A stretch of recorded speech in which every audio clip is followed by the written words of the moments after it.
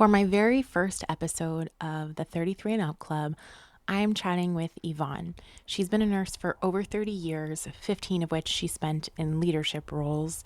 I love everything about what she's doing. Right now, she's working as a nurse coach, trying to reach as many nurses as she possibly can and help them confront and move through nursing burnout. Her book, titled The Quiet Code, was a really powerful read, short, sweet, and then she follows it up with a workbook that gives you bite-sized pieces for moving through nursing burnout. I highly recommend. In the meantime, here is a wonderful little preview. I'm so lucky she agreed to sit down with me and talk about it all. I hope you enjoy. So you chose a career in healthcare instead of going to therapy. Welcome to the 33 and Up Club. Too new to feel this burnt out, too seasoned to be called green. I'm your host, Kana, a NICU nurse. I'm going to bring you the experts on healthcare burnout, millennial motherhood, mental health, and more. So raise that emotional support water bottle, and here we go.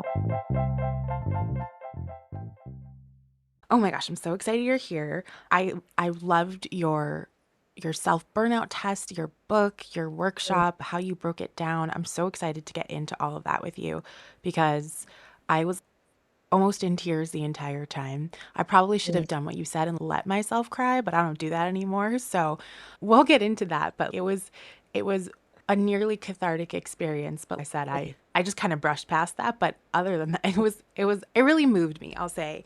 And that's how I found you in the first place, because the things that you were posting on your stories, your page, I was like, why has no one said this before? And also, how did this woman crawl inside my brain and read it? So I'm really glad you're here and I'm so glad that this is the first episode that's going to air, because this is exactly what I want to talk about. And I feel like I hit the jackpot with you. So thank you so much for donating your time. It really means a lot. And I know you're busy and I really appreciate it. Absolutely. And that's what I'm here for. I think the more people that we can reach, the more nurses that we can reach, the better it's going to be for them. Yeah. It's really not about my experience. It's really about how can we be able to help them get to the place where they feel safe, Mm. and how can we help them navigate through nursing with everything that's going on so that they can feel like they're being heard. Because right now they're not being heard. No one's being heard. No. And that's one of the reasons why I do this. Yeah. I was actually thinking about that because one of the things you say in your book is, do you have a toxic work environment? Do you have a management that doesn't listen? The burnout list, right? Or the self-assessment. What if you have managers who are actually really good, but they're working inside of a very broken system and they're kind of moving with one leg and both arms tied behind their backs. And so even if they do hear you, they're trained and they're encouraged to first look at the resources that are already available. And sometimes that's a productive solutionizing, but most of the time the problem is your staffing. Not. The problem is not, I need to manage my time better, even if I do. The problem is, I have too many patients to provide the quality of care that you want. I totally agree.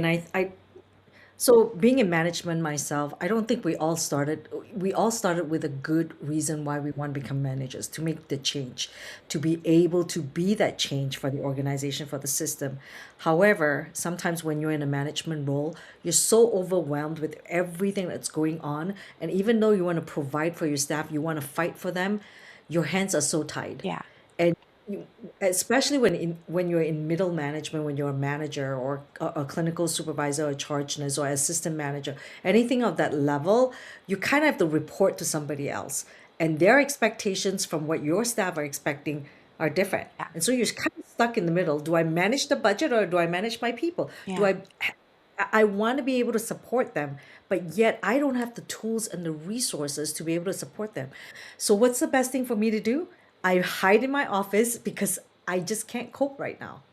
And sometimes that's what we see. It's not that because they came up with the idea of not wanting to support their staff, but they themselves are so overwhelmed that they don't even have the tools themselves to be able to say, what can I do in the next level? How can I be able to support them? Yeah. And on that vein, I know we talked about this earlier, but can you take us back to the beginning where it all started for you and then walk me through this crazy, amazing and turbulent almost at times. Career path for you, what did that all look like and how'd you get here to this place? Yeah, so I was a nurse. I've been a nurse for 30 years, for 30 years of my life, and 15 of them actually are in leadership positions. And once you become a nurse for a little while, you say, what else is out there? Can I stay bedside forever? What can I do? And getting to the management role, I don't want to say it's by accident or I really applied for it. It's, when people encourage you and say, I think you'll be a really good manager. I think you'll really do this well. And you think to yourself, really? Me? Why me? Because I've always been passionate about education. And I think that's where I really wanted to go to. But it didn't work out that way. And when I applied for the management position, I remember that it was 11 other people that were applying for the same job, actually on the step down unit. And I was like, there's no way in heck that I'm going to get this position because there's so many people way more qualified than me. But they did. I ended up getting the position. I stayed there for 5 years. And it was the most profound position ever because there were many times I was sitting in my office and I would be sobbing because I didn't know what to do. And I felt so helpless and I felt so, and I said, I don't want to do this anymore, but you feel stuck. And there are so many people out there feeling the same way. Of course, compared to what it was before and now, there's way more tools for you to be able to help, guide you into leadership. But I didn't really have that. It's kind of, throw you in the job and you learn as you go along, right? That's how it is. Um, but I could see as the years go by and I of course moved into leadership, higher leadership and corporate level and things like that. I started to see what was happening at bedside. And it became really clear to me post COVID. And that's when I started to see the burnout really happening.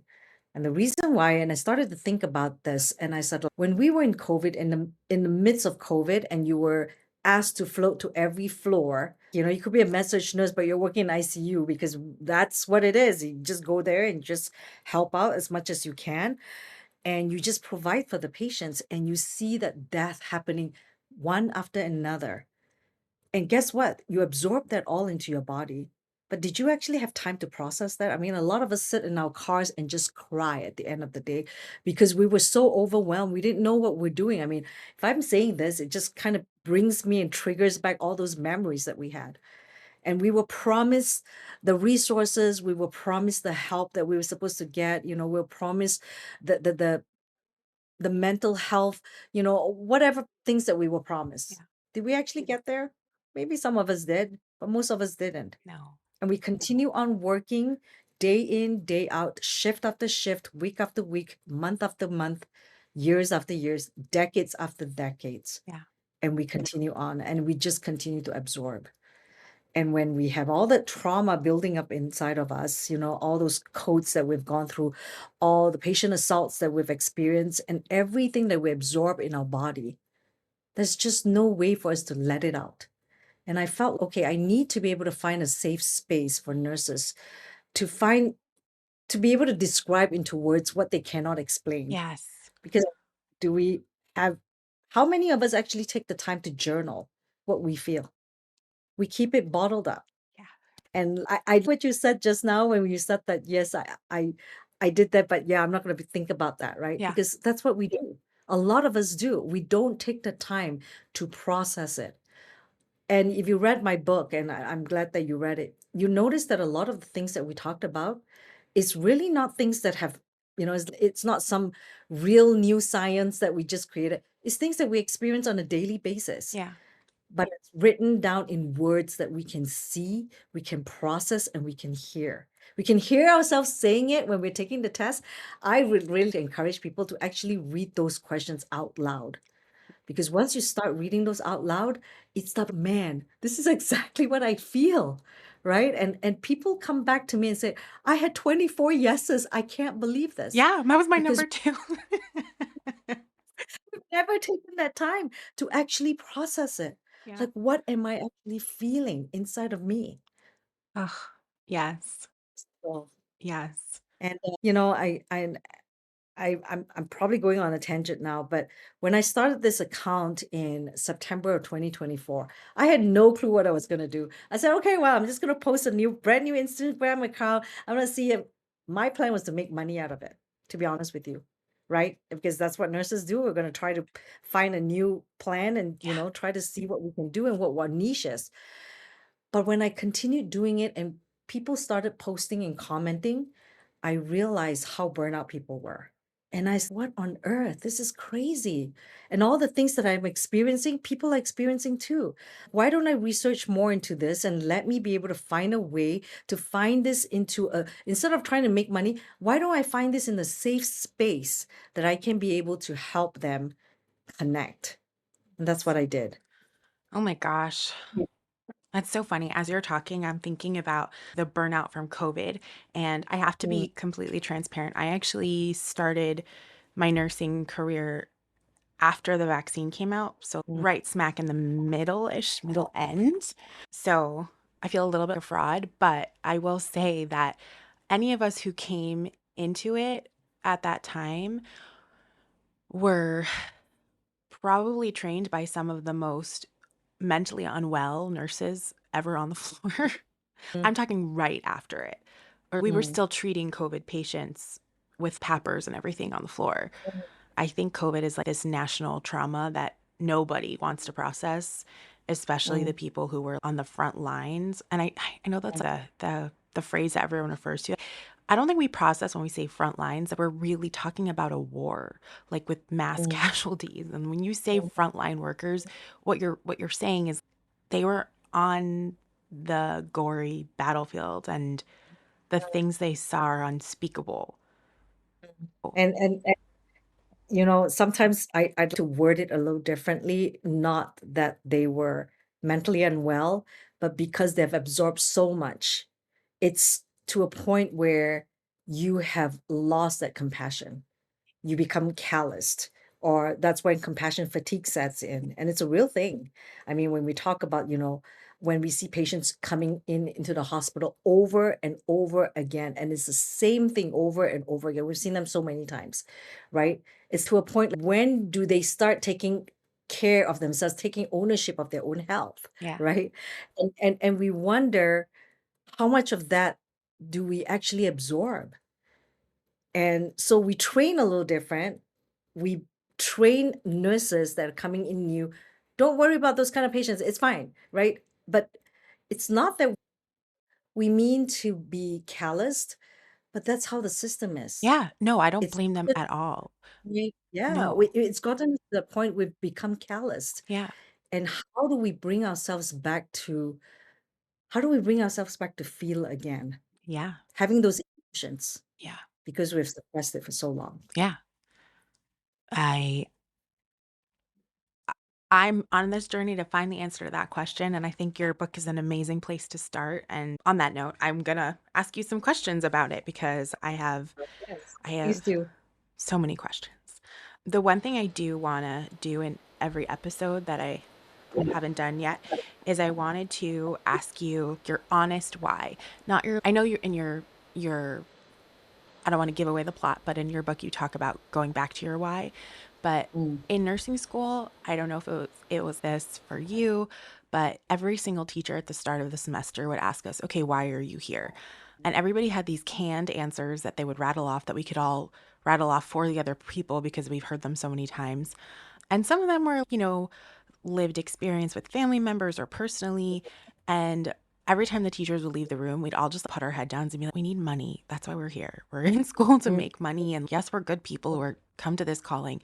So I guess what I'm asking for from people is what was your initial why? Your first real nitty gritty, a little bit uncouth why, if Mhm. you feel talking about it. If not, it's cool. Yeah. So, when I started thinking about what I was going to do to make it better, right? I mean, when you do coaching, you're doing a one-to-one coaching. How many people can you reach? How many people can actually sit down with you and do a one-to-one coaching? Yeah. A lot of times they're not even ready yet. But what can I do to be able to help the mass majority of nurses? I mean, I have what, 19,000 followers on Instagram and 15,000 on Facebook. And I started to see that shift in the kind of people, the kinds of nurses that I'm reaching out to. The younger generations move towards Instagram, right? The ones that have retired move towards Facebook. But guess what? They are still feeling the burnout. They're still feeling that core what they're still experiencing that trauma. Oh, Believe it or not, after retirement, I and they believe can that. still hear when I listen to those comments over and over again, it just breaks my soul to know that there's so many people out there just begging for an answer to know, what am I feeling? What am I going through right now? And so that's the reason, one of the core reasons why I wrote this book is because I wanted to be able to reach the masses. Not only to be able to know, okay, what are you experiencing? Saying it out in words, right? Breaking it down when you talk about the physical, the mental, the financial part, Yes. the spiritual part of it, Yes. right? But what can you do about it? It's not really doing all those activities that I've told you about. It's really taking those micro actions. What small activities that you can be able to do to make those changes? So, and I'm thinking, do I just write a book, or do I actually give a self assessment? Go Yeah. out there and see, where are you? Where are you in that scale, right? And then do those little actions that talk about it in the book. It gives a little bit. But then again, am I able to capture what you're doing is actually working for you? If you didn't document, it didn't happen, I right? love that. Yes, it applies in your book, and I love how you broke it into micro actions and then micro reflections, and yes, if you didn't document, it didn't happen, so if you don't write down Hmm. your internal work, it doesn't happen. I love that. I'm gonna put that somewhere that I can look at so that it'll remind me that I really actually do need to let it out of my Mm. brain. And I love that you said Yeah. that so many times, saying things out loud, writing things Mhm. down, typing it out, putting it taking it out of your brain and your body. Mhm. I think that's Mhm. so undervalued, or at least for me, Mhm. I know that when I do it, it's so impactful, but I hate doing it. And so I don't do it. And then I just get so bogged down.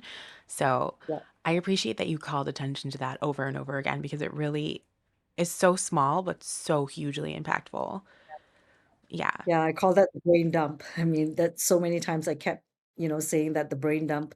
But the workbook actually connects to what you learn in the core book. Right. What are some of those actions that you did in your workbook, and how did it relate to you? Did it work for you? Right. If it didn't work for you, what did you do that could have been something that was different, that you came up with yourself, that worked for you? Yeah. And I talk about exercise too, coming back and just, I just finished a 12-hour shift. Now I want to force myself to exercise because I know it's good for me. Yeah. But rather than that, what if we just did micro actions? What if we just went out for a walk for 10 minutes, or walking up and down the stairs in the hospital, or something like that, to kind of help you have that physical activity? But it doesn't have to be strenuous. It doesn't have to kind of make you feel guilty if you don't do it. Yeah.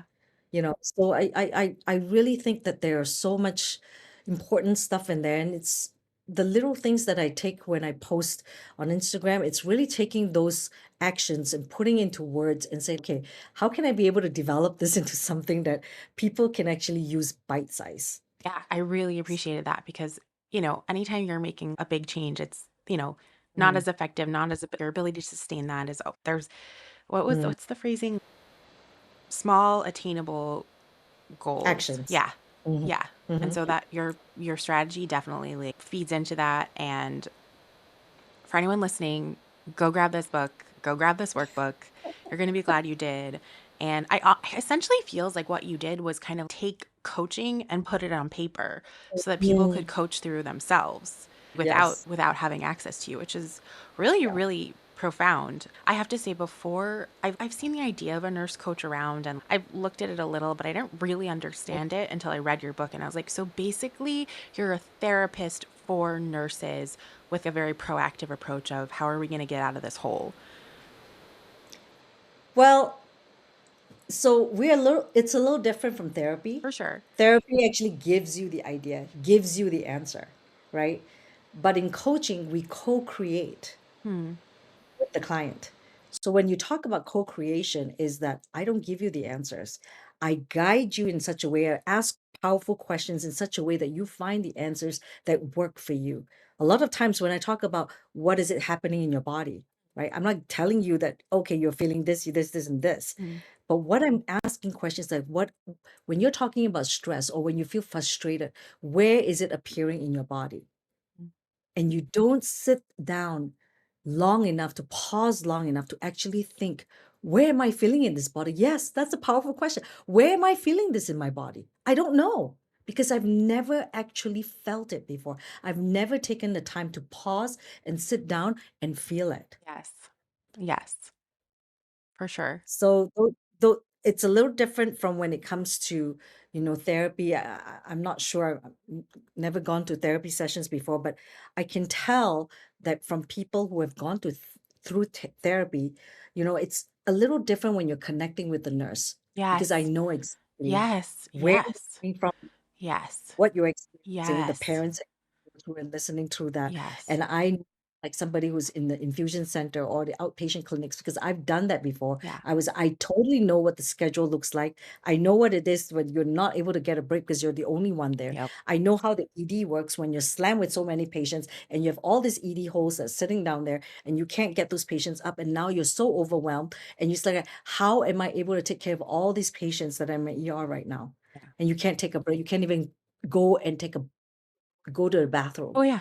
I mean, those are all the things that I'm able to see. And when you talk about the ICU, all the alarms that's just going on day Oh my in and god. day out, Oh my god. family that's crying and everything that's going through and having this moral dilemma of this patient has been on vent for so long. We know that it's not going to get better. How do we address code status with these family members that they can be able to let go and be able to help guide them and transition them through that process? Yeah, So it's a little different when you talk to therapy, when you may be able to tell your story a little for bit, sure. but how do you connect with that Oh, person? yeah. Oh, So yeah. when nurse comes in and so powerful, it's because you're able to connect with whatever is going on. Yeah. Yes. All of that, yes. You're so fantastic at articulating the nursing experience and how we have these really unique needs. And also, yeah, a therapist has probably heard and seen terrible things, but Mm, it's different than talking to a fellow nurse who mm, has lived it too. mm. Whew, Right. that chills. Okay, I'm gonna shout out some quotes from the book that really spoke to me. The burnout self-test. There were 2 questions that I had to highlight because they were the ones about that almost made me cry. So, the first one, the fantasy about leaving nursing. I cannot tell Mm, you how many conversations I've had with coworkers about selling feet pictures mm. and becoming a like OnlyFans feet pics I career, love and how hard can this actually be? mm, And if we could mm, really replace our salaries with it, I would do it in a heartbeat, no mm, problem. My face isn't there. You want to see my toes? I don't care. You pay me money, mm, I will show you my toes. The mhm, number of mm, times I've had this chat with coworkers is mm, probably alarming, but I mm, really appreciate that because mm. it totally is a fantasy. Yeah. I don't know if you've overheard any of those ridiculous conversations. Yeah, well, actually, it's very interesting that you said that because I just read through a comment today and somebody told me I've been in it for 25 years and she's probably going to listen to this and she said like I'm done. I just want out. That's like I can't one more day in here. I just can't.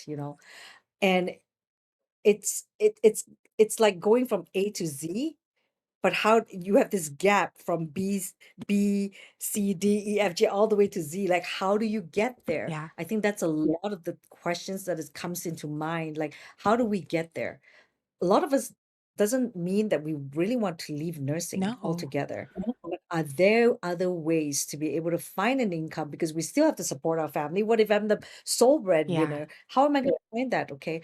But so finance is a lot of it too, as with like how many of us have actually sat down and actually asked ourselves, what's our money mindset? Right? What is our relationship with money? Because when our relationship with money is very important.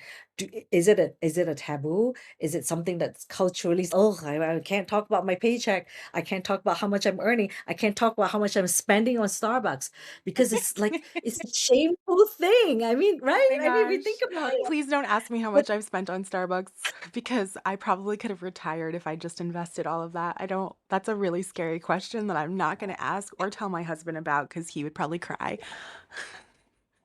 But when we actually think about it, but it's really having that relationship with money and that mindset with money that really says like, okay, how can I break this down a little slower? What can I do? How can I invest in a way that it will benefit me? How can I prepare myself for retirement? Right? So there's so many questions when it comes to that, Yes. right? So that instead of selling feet picture, let's look at that first and say, hey, you know what? Oh, you have enough money to retire. You just didn't know that, you know. Yeah. So that it's just so weird that how we all think alike as nurses, you Yeah. know. And I the main thing that when you want out of nursing, you really got to ask yourself, does this job align with my values? Hmm. How many of us have actually sat down to actually ask those questions? Does this job align with my values? Yeah. It's not that I'm burnt out or that I want to leave nursing altogether, but this particular job that I am right now, does it align with my core being and my values as a human being? As what I'm seeing every day. Is it a profits over people? Does that align with my values? Right? And all the certifications that I've taken and everything that's behind my name, all these alphabets that's behind my name from A to Z, does it align with what I am doing as a nurse?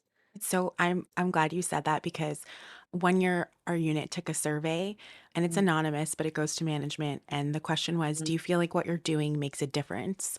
mm, And a couple of us, including myself, said, no, mm, I don't. I feel like I'm mm, screaming into the void and it's a drop in the mm, bucket. And I don't know if what I'm doing really helps people or makes a mm, difference because, I see them for a few shifts and then I don't know. Or, mm, you know, the things that patients bring up most are the things they're unhappy about or the things they're worried about, which makes sense. So, no, mm, I don't necessarily get the sense that what I'm doing makes a difference. And then the manager at the staff meeting was like, some of you said you don't feel like what you're doing makes a difference. You probably shouldn't work here. mm. And I was like, no, that's not what I meant. I meant, and I was just like, put my head down. Uh-oh. It's not what I meant. Yeah. But yeah, I love that you It said that. Sometimes it doesn't feel like the work aligns with my values because there's a lot going on. Not everything doesn't, but some of it is challenging in the sense that I want to be doing more for people mm, and mm, I'm limited by time and mm, space and mm. money. Yeah. I mean, we went to nursing school thinking that we would really be taking care of our patients, but we ended up taking care of the patients in a shift, a 12-hour shift. You probably take care of the patients, what, about 10%, 20% of your time? And the other 80% is fighting with people from the other departments trying to get our things done or trying to get our meds refilled or, scheduling for any appointments. Or most of the time, darn, we better be documenting. You didn't document, it didn't happen, right? Yeah. So it's like, you spend all this time on documentation. So, like, I said, what is nursing now? We've gotten to a point, we've gotten away from nursing. We're so focused on documentation. Yes, I agree. We have to document because we got to take credit of the work we did. But is there any other way that we can be able to document so that we don't spend so much time in it? And instead of focusing on the patients and really caring for them and be able to provide education for them to be able to help them see where they're coming from. How can I be able to take care of myself at home if I am living alone by myself? What am I eating in my cabinet that I can be able to say that, okay, I'm eating this as healthy, right? Those are the things that we've been trained for as nurses. We want to be able to connect with our patients. We want to see where they're coming from, but we don't have the time. And that's the sad part. So we jam everything into a discharge instruction, you know, giving them 80% of what they need to do. And half of them, they walk out of the room and it's like, what did she say to me? I have no clue. Yeah, you just came from being hospitalized or not in the best space. Yeah. Yeah. Yeah. Yeah. So, and after a while, we just don't find that value anymore. We don't find that passion and we don't find that joy in nursing anymore. And not because we don't want to, but because the system has failed us in so many ways. Yeah. Yeah. And despite good people being in management, the system is very, very broken. Mhm. I know we were talking earlier about your experience on as a C-suite person, a Mm, C-suite mm. nurse. I don't know if you want to speak to that, but just a peek behind the curtain for those who are always saying management sucks when management is probably just doing the best that they can with the tools that they have. Yeah, I think being in my level where I was, finally reaching that goal of, okay, I'm up there now and right there in administration. But when I think about it and the reason why I got into nursing and why I got into leadership is really fighting for my nurses and being there for my nurses. And when I find that I need to be a little bit more, organizational and really look at budget and everything else and not focus on the people, and that's where I realized that, you know what? I can't do this any longer Yeah. because I know I can be able to do so much more. Because let's put it this way, if you didn't have nurses, will you have healthcare? Will you have a hospital? Probably not. And if the nurses are leaving in droves, when they're finding jobs out there, going somewhere else because they feel like the money is not being able to, and it's really not about the money. It's really how you take care of your nurses. Yeah. And if they feel like they belong and they feel like they're valued and their voice is being heard, why would they leave? And even if the pay is higher somewhere else, but they like the people that they work with, they like the management team that Yeah. they work with, Yeah. makes a huge difference. Oh, yeah. That's why I'm People still where I want to am leave. because I love my coworkers and I love my managers. But yeah. Yes. Yeah. It's not because they wanna leave because, the pay is higher somewhere else and have to start all over again. It's really the people that you connect with. They wanna be able to talk to a manager, and yet the manager hears them. It's not just being, not I hear you or I listened, but really taking the time to listen to you Yeah. and be able to give you that space. And even if you made a mistake, okay, yes, let's find out how can we make it better. And I always tell myself, like, if this nurse can make a mistake because it probably is a system Yeah. that didn't Yes. successful. Yes. And actually, I'm so blessed, so crazy blessed to work in a hospital that actually Mm, practices. I don't know if you've heard of this. It's mm, a just culture. It's a whole training.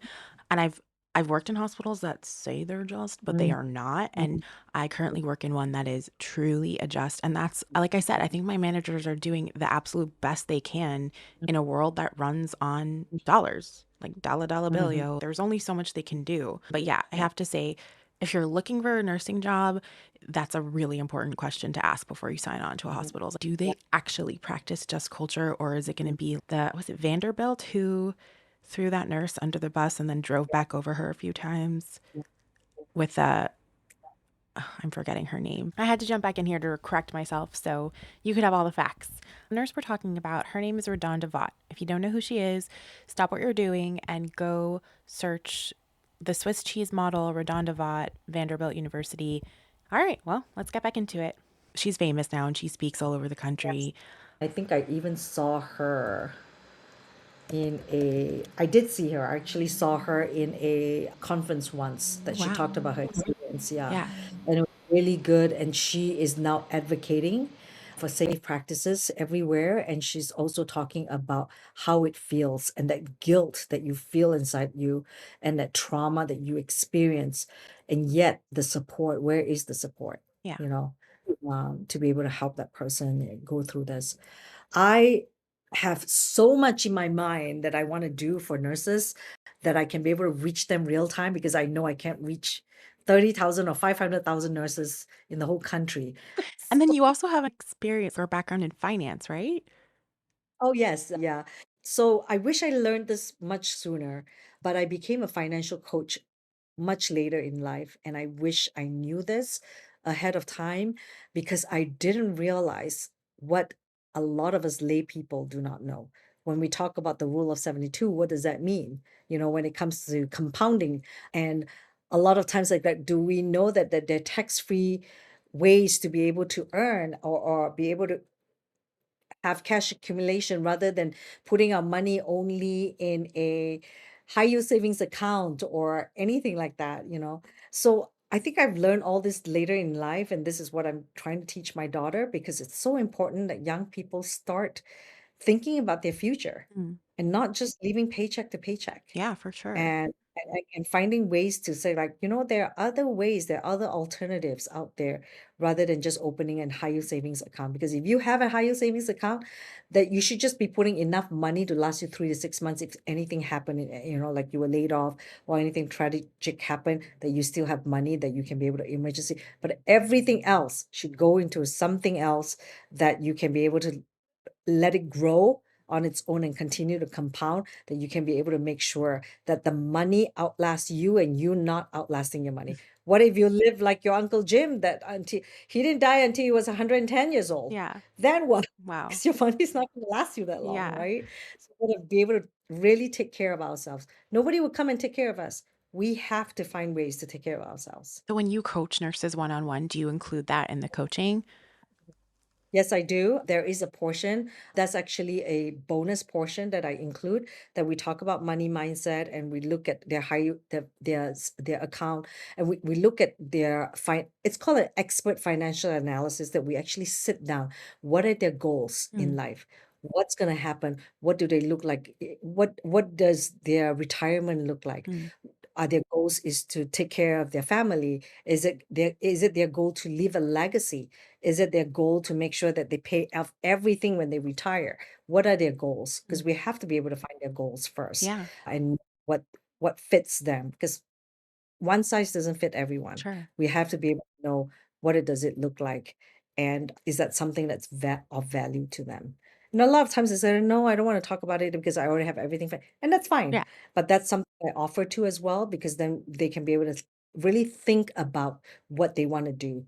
We don't want to wait until it's time to retire in 5 years, then we start thinking about retirement, because by then it's so late with everything that's going on with our economy right now. We really have to make sure that we're ready for it. yeah. That's a scary thought, but a good one. Okay. I'm almost at the end. I just wanted to call out a few other quotes that really grabbed me. One of them from, I think this is in the workbook at the end, but nursing teaches you to adapt quickly. Over time, you learn to ignore the signals that your body and mind are under strain. Mm, That's crazy. yes.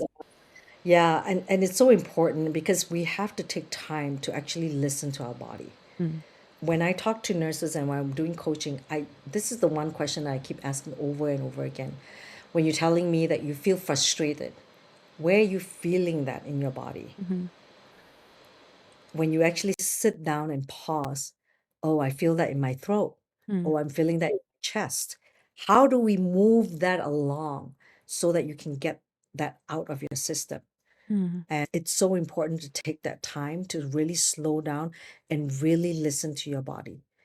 What happens if when we don't listen to our body and we talk about that and it becomes into something more? When you talk about chronic diseases, I mean, we're very good at telling our patients what they should Oh or my should gosh, not do, so good. but then we forget to reconnect to ourselves and really find out, what is it doing to our own body? How does that turn into colitis? How does that turn into hypertension or diabetes or anything like that? Or back pain that we totally ignore and realize, oh, we're just getting old. Oh, we're just, it's just getting too much for it. But no, No. it's whatever trauma that we're absorbing into our body that's all in it, and it's all accumulated, and we can't get it out of our system. Yeah. I think one of the things that I realized that when I started writing this book is about my own experience. I live far away. When I was working, I live about what, 50 miles, and in California, 50 miles is A a long drive. translation of, Yeah. yeah, 2 hours when you come with traffic and things like that. Yeah. And I remember getting out the car every single day, and I didn't even realize that, and I'm starting to shake, and my legs are kind of jittery, and I was like, why do I feel like jello? Why am I feeling all that? Because my nervous system is just absorbing all that stress and all that tension in my shoulders and in my I could feel it in my hips, but I didn't realize that. Yeah. And then I started to realize and connect that. I was like, wow, it is so important, because once I started learning about the nervous system, and I realized that how we can actually, feel that in our joints and in our body, the rest of our body. Sometimes we feel it in our gut, and we have diarrhea Yeah. and we have constipation, Yeah. right? But we don't realize that, we just say, oh, I'm just not drinking enough water. And we give ourselves all these reasons of why Yes. we're feeling, but Yes. it's because the nervous system is so heightened and so what, and we just don't know how to tame it, that we show up in all this physical symptoms that we don't recognize. Yeah. That's crazy. And then, like you said, it just rolls into chronic illness. And you're like, okay, I have this Mhm. thing now. But if we'd caught it or like acknowledged it, we could have saved ourselves so much pain. Oh my goodness. Another thing you said that I really loved was allow yourself to explore a new reason and maybe Mm, even something out of nursing if your mm, why doesn't serve you mm, anymore. mhm, And that was like so gut punchingly honest. Like, yeah, sometimes the answer is you do need to exit nursing. mm, mhm. And it's okay. Yeah. Oh, And I think it's important to remind nurses that if you don't find your value anymore and you don't align with your goals anymore and what that looks like in nursing, it's okay to exit. Don't feel like you are stuck in there for the rest of your life, forever and ever. yeah. There are lots of things that you can be able to do to be able to help others, that it doesn't have to be in nursing.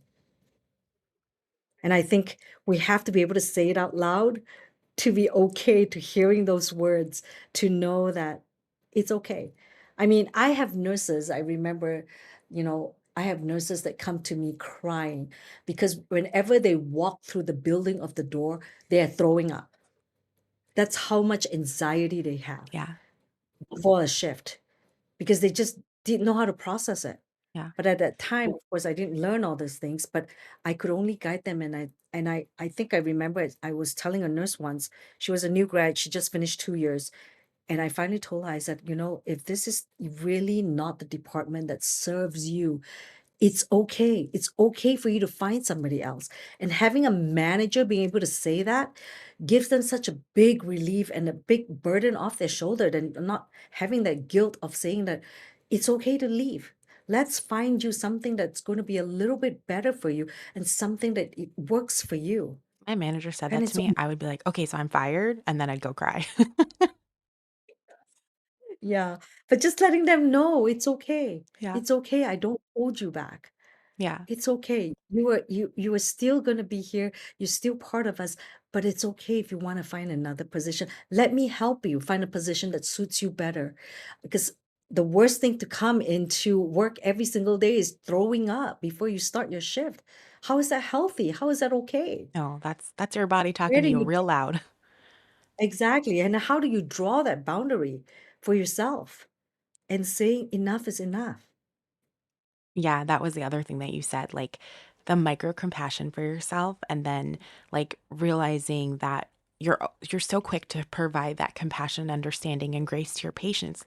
You're doing the best you can. You're here in a hospital. You can't expect very much from yourself, especially in the NICU. Moms have so much mom guilt. It's so heavy for them and I find myself constantly saying, "You are doing the absolute most right now Mm, just by showing up. mm, Even if you're mm, here for 5 minutes, you did it. You're here. You're doing everything you possibly can." But then I turn around and like, I do not have that grace for myself. I'm okay. I was mm, 30 minutes late for that antibiotic. That's not okay. It's just amazing how you can be so giving to others and then so stingy and mean to yourself, mm, especially in nursing where excellence is the expectation. mm. There's, Yeah. that's just the bar. Mm. Yeah, and I think in society, we've just held ourselves in such a high level. We don't need more resilience training, I mean, to be honest with you, because we got that. We got that now. It's built into our system, it's been ingrained into our brain.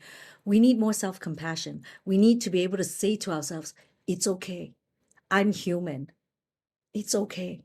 It's okay if I failed. It's okay if I made a mistake.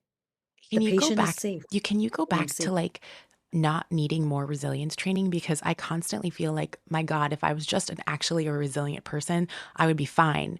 Like, look at all these resilient people around me who are like still kicking after 35 years. I'm like doing it well. If I were resilient, I would be way happier.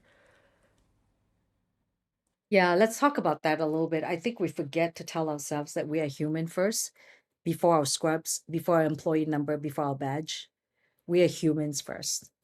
And there's only so much a human can take.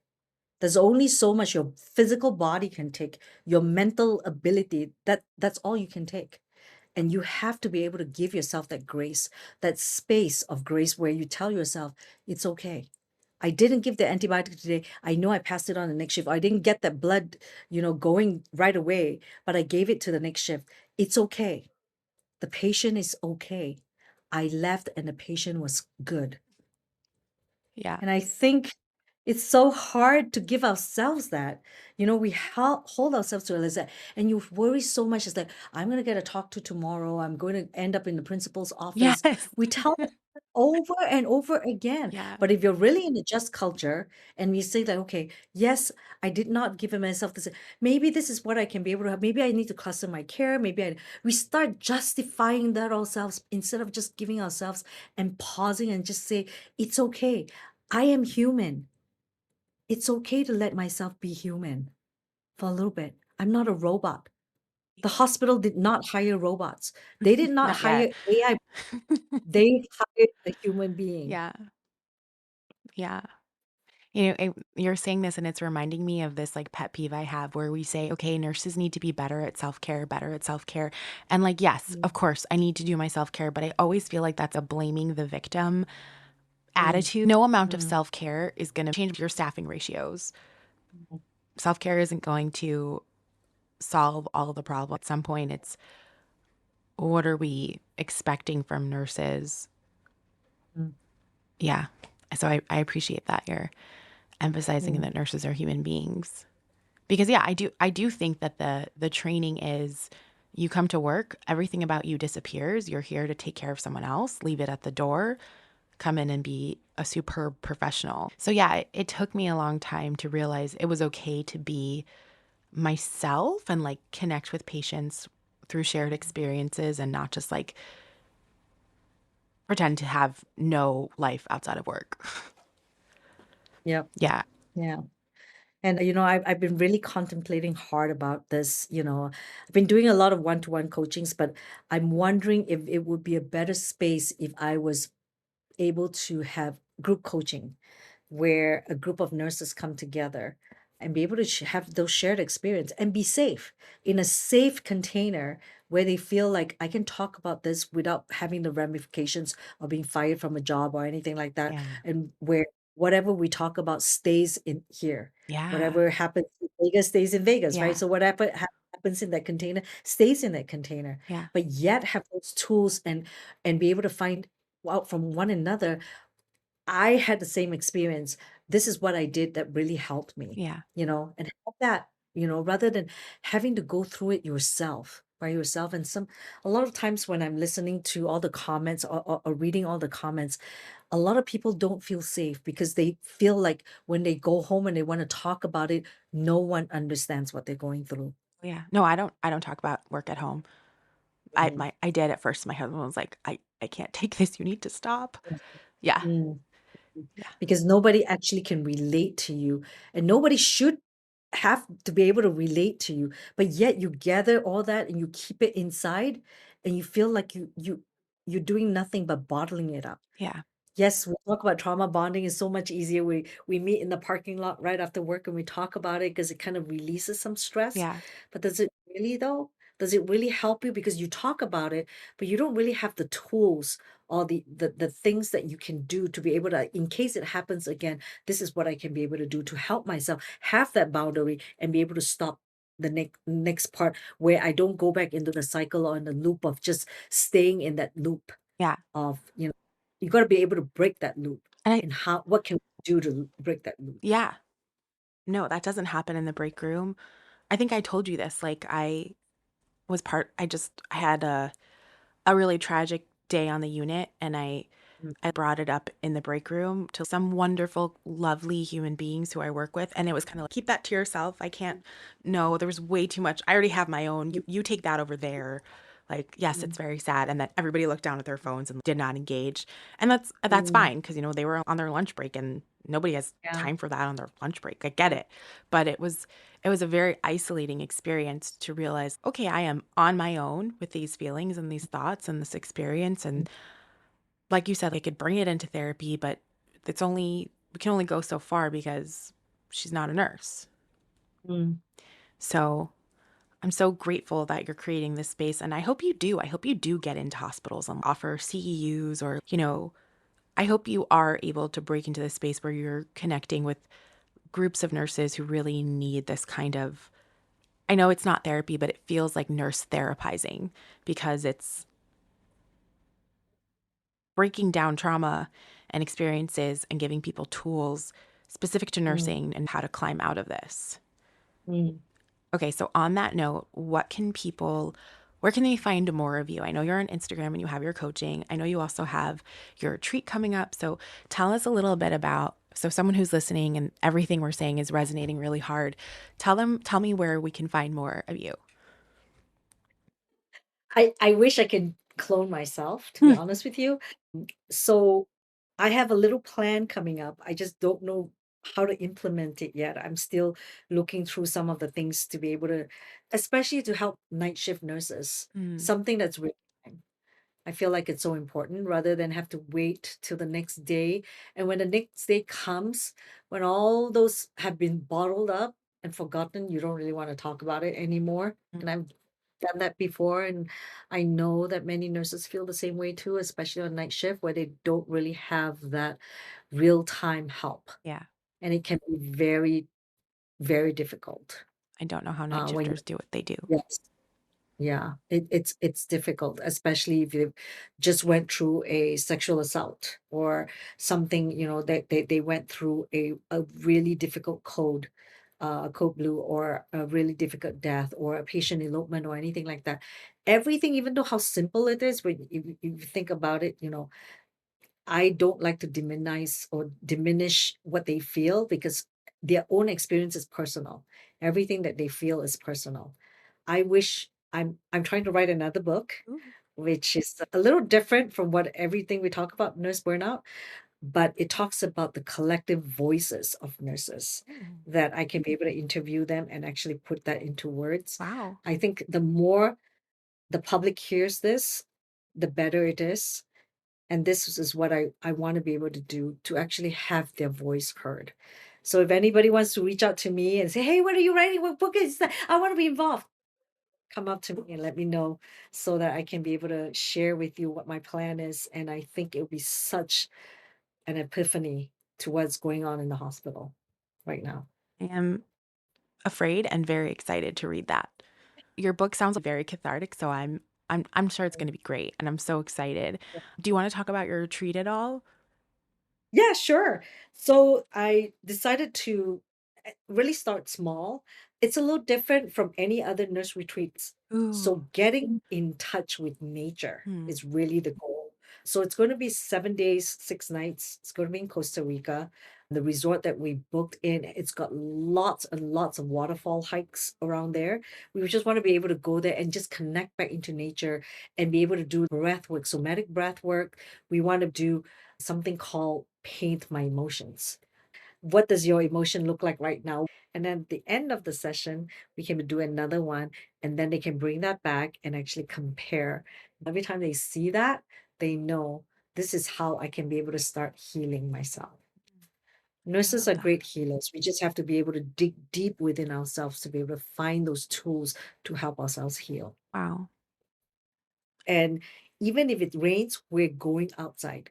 We're going to stand in the rain and we're going to feel it. I love that. How many of us actually do that? I mean, how many of us actually sit down there and lie down in the rain and just be able to absorb that in our body and know that this is healing? This is what I'm going through, that transformation of healing for myself. I love that imagery. I love that. Mm, Okay, thank you so much for your time. I'm gonna put your website and your Instagram handle all on the mm. show notes so people can find you, and I can't wait to share you with my small group of followers that will hopefully bloom and more people Oh, find yes, this. definitely. But Yeah. but yeah, but even thank you just for on my own behalf. Thank you. This is like finding you and talking to you and reading your books have been it's been really, really eye-opening, and I'm on this journey to come back to myself and like be okay. And I really appreciate that you made this time for me and it's just been it's been really impactful. You've been listening to the 33 and Up Club. Find more on Instagram at the 33 and Up Club. See you soon.